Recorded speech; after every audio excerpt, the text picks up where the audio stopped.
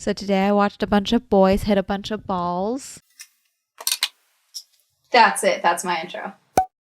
I'm Amanda, you're watching Swell Entertainment, and today we are talking about the first live stream sporting event from Netflix, the Netflix Cup, featuring golfers from their show Full Swing and drivers from their show Drive to Survive. Don't expect me to know about golf in this video, and I would tell you what I know about the Netflix Cup, but I was at the Netflix Cup and I still know very little about it, to be frank with you. This is one of those events where they only care about the live stream. They do not give a shit about anyone attending this thing. I'm also very tired. It's 11 o'clock at night. You see, this event ended probably about 5:40. It ended earlier than they planned. I then went out and then went and got dinner with friends. And then I came back to my hotel and I was like, I should film this video because my makeup's done and I look cute. So how did I get to the Netflix Cup? You got to understand there are two major types of tickets to the Netflix Cup. There is actually important people / invited guests / media. And then there is everyone else, fans, if you will. Okay. And that is what I was classified as, a fan. It says fan on here somewhere. Blue wristbands, and then everyone else had red wristbands, I believe, or at least credentials that said full access, VIP, media, things like that. I got an advertisement from One Iota on Instagram, not Netflix, on Instagram, telling me about the Netflix Cup and that I could attend the Netflix Cup. Now, One Iota, for those of you who don't know, is actually a company that I've used quite a bit to help me get into on-camera audiences for a few different videos and get me a few other opportunities. It's one of those things where you apply, and the more times you apply and you actually show up for the things that you were selected for, the better your chances are of getting selected for things. And I'm going to be honest with you, going into this, I fully was like, there's going to be so many women here. Like, there's going to be next to no dudes.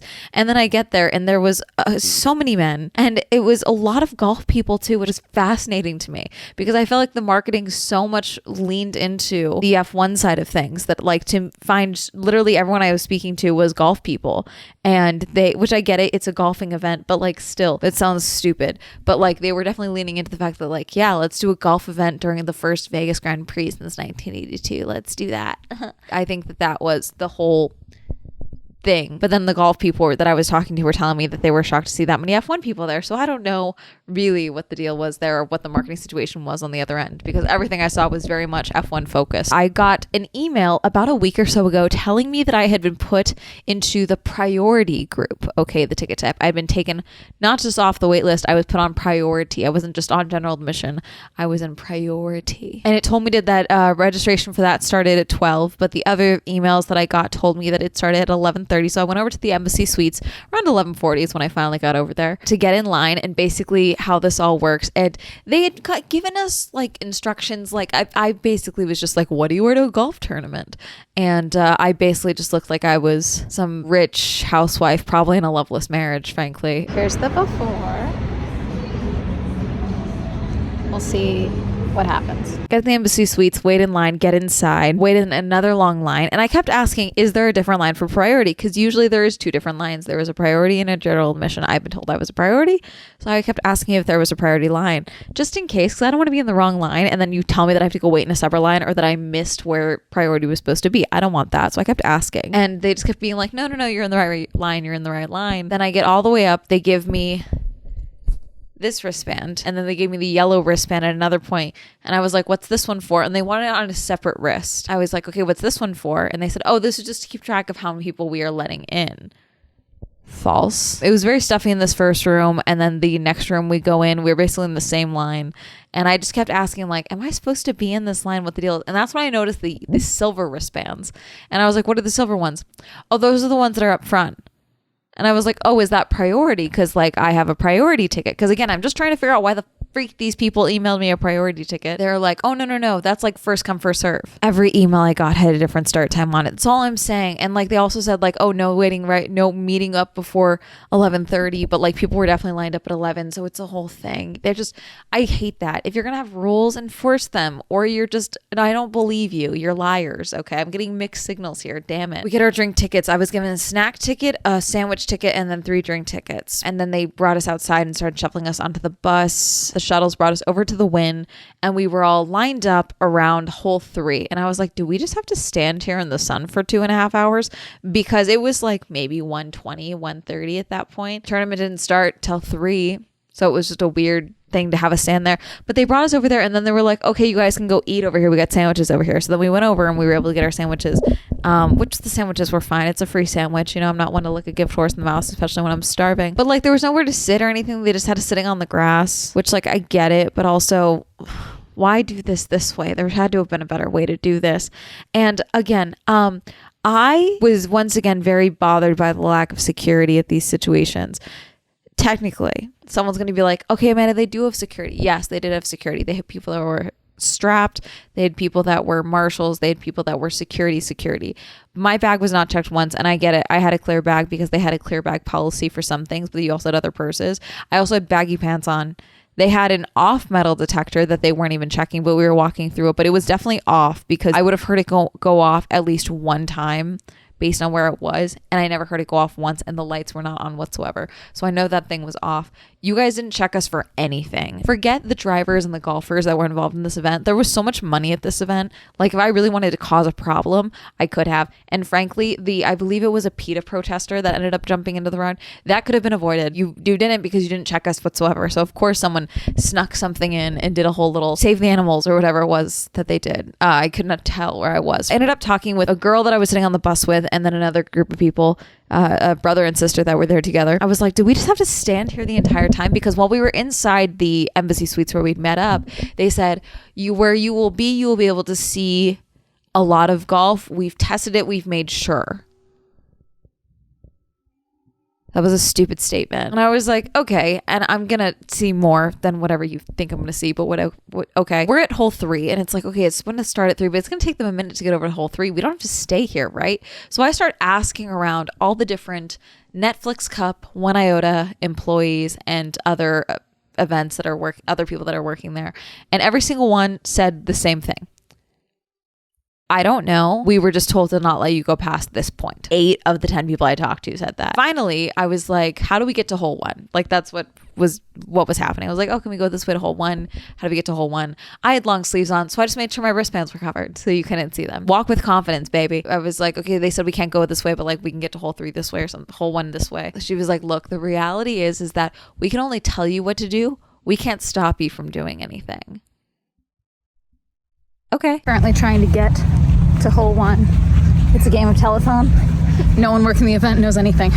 That's the current update. Walked back the same way we had come, basically past hole 2, and made our way past the Netflix Sports Club, I believe is what it was called, at the Wynn, and this is where all the important people were. They did not let us anywhere near this thing, frankly, but we were able to continue walking and go over to hole 1. Thankfully, we just kept walking and we found it.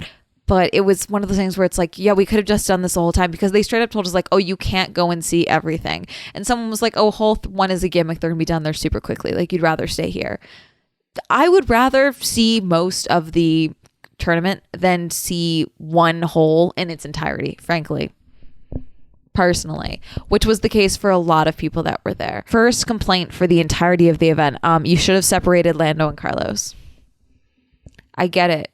Carlando bits. Funny. I don't think it was fair to Alex and Pierre, frankly, and their teammates. Carlos Sainz was paired with Justin Thomas. Lando Norris was paired with Ricky Fowler. Pierre Gasly was paired with Tony Finau. Alex Albon was paired with Max Homa. I just don't think it was fair to them, because the crowds for Alex and Pierre were, on occasion, very minimal. They still had crowds, but it was, compared to Carlos and Lando, the first few rounds that I saw, it was just not comparable. And I was told by a friend who was watching the live stream at the same time, because I had tasked her with trying to find me in the crowd, that they were barely showing Alex and Pierre and their teammates. And I think that that's incredibly unfair, and you guys should have figured this out better. Before the first hole, when they were announcing the guys, is when the protester ran out, started yelling. Where we were, we could not hear what she was yelling. We were pretty far down the green on the grass, and so we could not hear what she was yelling, but I saw she had a poster, and they snatched her up really quick, and my friend said, yeah, no, on the live stream, we just heard her yell, and then they cut to something else immediately. But you gotta be faster, though. You just gotta start running into the, be silent, and then show up the poster. Even being silent with the poster would probably get it further, because then you can walk up like you're gonna give it to like one of the drivers or something. Sorry, I'm not trying to give anyone like doing bad things ideas. Not that protesting is a bad idea. The whole point of the first hole is that they all swing at the same time, and then they rush to get in the golf carts so they can race to where their balls landed, so they can try and get it in the hole. They hit and then they go.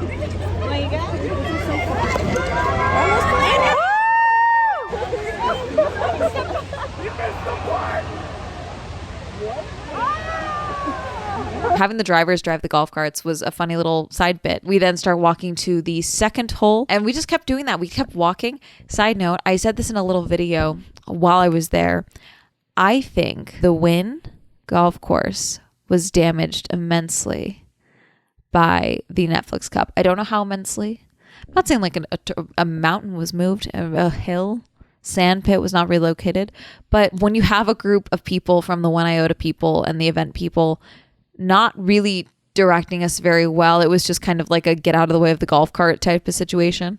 I spoke to a few people who were straight up like, yeah, this is my first day on the job. Or they told me nothing. You have an ongoing problem with the communication of your event amongst your employees, because I think that that's key. So people were just running through the plants. People were just running onto the green. Apparently someone did run onto the green at a different point as well.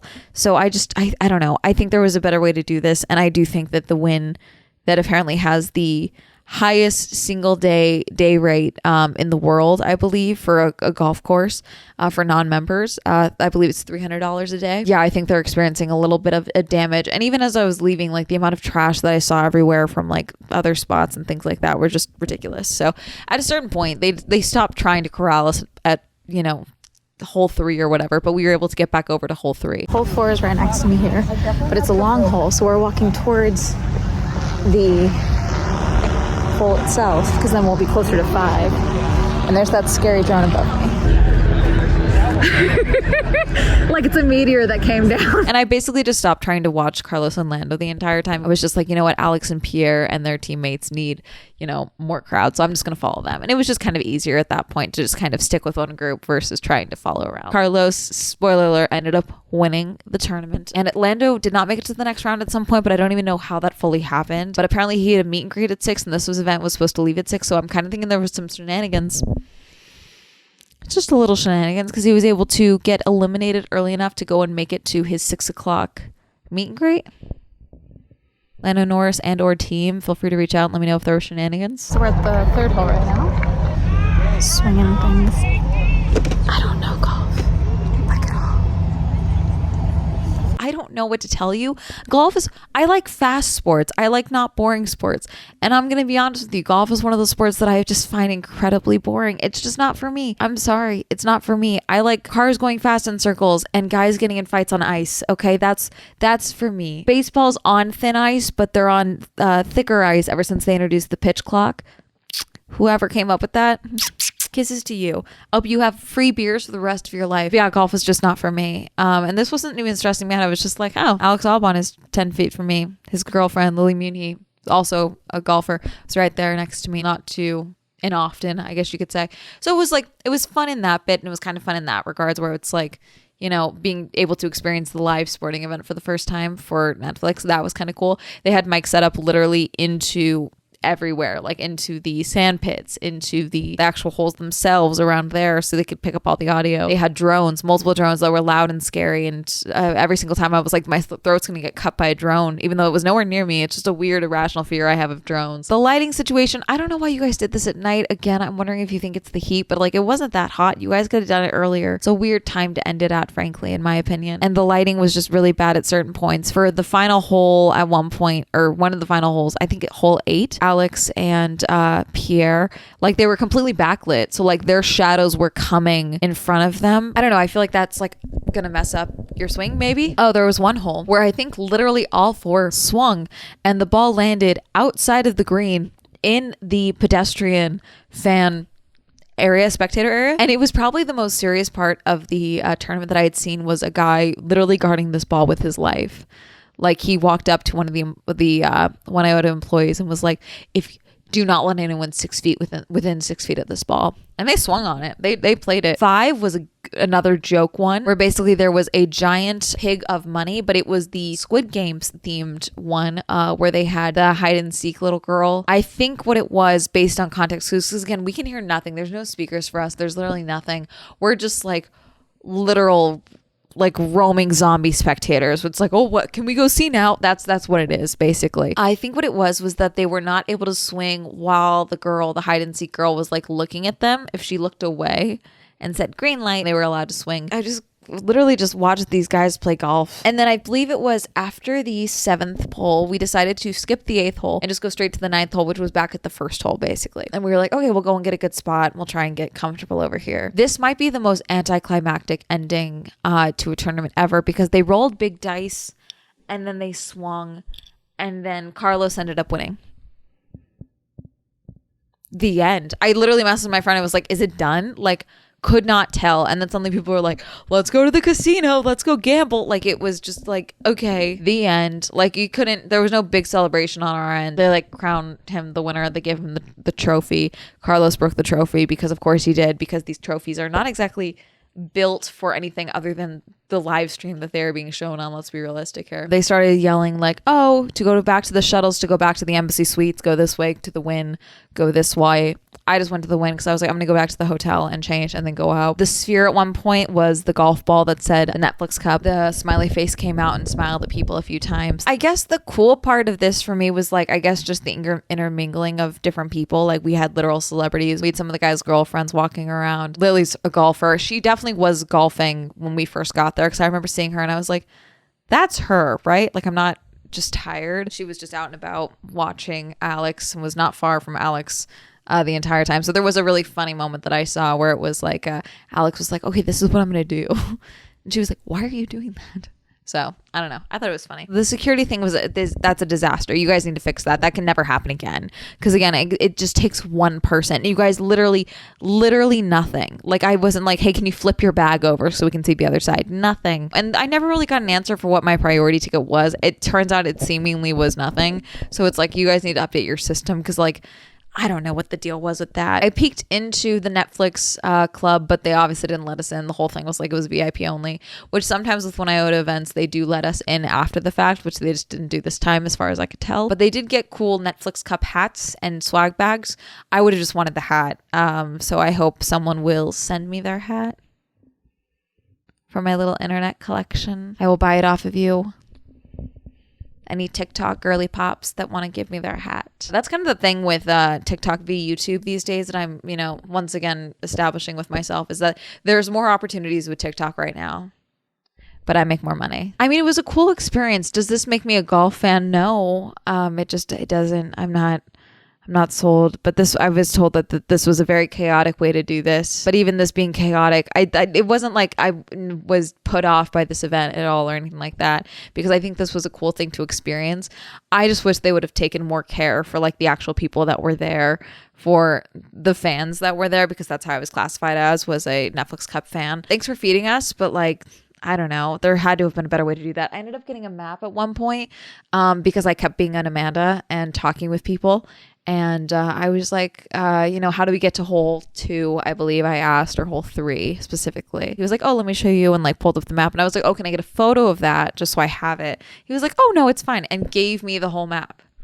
So I have a map of the course the entire time, which is cool. I never crossed any lines. I wasn't disrespectful. I never went anywhere I wasn't supposed to, technically. I just kept walking. No one stopped me. I don't know. The security thing, that really bugged me more than anything. And it's been bugging me a lot lately, because I've been noticing a trend. It doesn't matter where I am. It's becoming either non-existent or laughably lacking. Like, that's just where the security situation is for a lot of events now.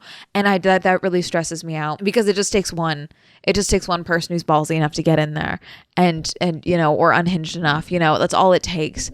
And you don't want that event to be you, and you don't want people's lives on your hands. Just do back checks. It's the smallest thing you can do. Have a metal detector. That's really going to be it. Would I go to another Netflix Cup? No. Would I go to another golf tournament? Probably not. I don't know, because like, even like, there were golf people there, but like, I have golf people in my life, shocking, I know, who like didn't even really understand what this was. So they were like messaging me. They were like, okay, is it a tournament? Like, what are you at? And I was like, I think it's just an unhinged mess, but it's a sporting event. But I don't know. I feel like it was too much of a joke. They either needed to take it more seriously or less seriously. Like, there needed to be some more decision making, because this was a little just disjointed and they didn't seem to know the logistics. Also, side note, if you tell people you can only see so much of something, they're going to try and see more of it. I don't know how you thought that was going to work out. It's always funny to me to see like the different cultures colliding, because the people I was speaking to that were golf people, they were like, yeah, we could see based on their outfits, like who were golf people and who were not golf people, like who were here for F1. And he was like, I clocked that you were here for F1. And I said, that's fine. The vibe, apparently, of the F1 girlies, aside from, like, wearing the actual F1 merch. I don't know. It was just interesting because, like, I fully thought, like, it was going to be a lot of women because a lot of the people that I met before going this that said they were going were all women and they were all F1 fans. And so that's what I was expecting. And then I was, like, shocked by the amount of golf fans that there were because, again, like I said, a lot of the marketing that I saw was very geared towards F1, which I just thought was interesting. Anyways, I have a podcast, the Swell Shenanigans Podcast. Anyways, Swell Entertainment is now available on Spotify. Reminder, I'm now streaming on Twitch. Shout out to my patrons. Thank you so much for supporting my Patreon. L6 on my Patreon. Love is down below. Like to my social media. I'll be up here. That's gonna be all the day. Goodbye.